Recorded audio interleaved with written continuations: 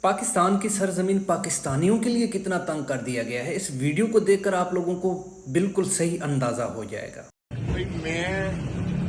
میں نا آفر دینا آیا تھانوں لوگوں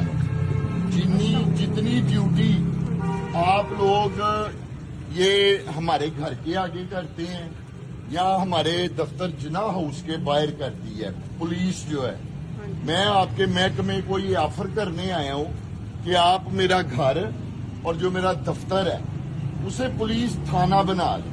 ویسے ہی وہاں آ کے اپنی میز کرسیاں رکھ کے لگا کے بیٹھ جائیں۔ میری طرف سے کھلی آفر ہے، بجائے آپ گلی میں کھڑے رہتے ہیں، سڑک پہ کھڑے رہتے ہیں، انہیں کہنا جی عمر ڈار نے کہا ہے کہ میرا گھر اور میرا جو جناح ہاؤس ہے نا اس کو میں ویسے ہی پولیس کو دے دیتا ہوں، آپ اس کو اپنے دفتر بنا لیں، اپنی چوکیاں اور اپنا تھانہ بنا لیں اس کو، تاکہ آپ بھی باہر کھڑے رہتے ہیں۔ آج افطاری ہے تو یہ صورتحال بنی ہوئی ہے، روزے میں آپ لوگ بھی آگے کھڑے ہوئے ہیں ادھر۔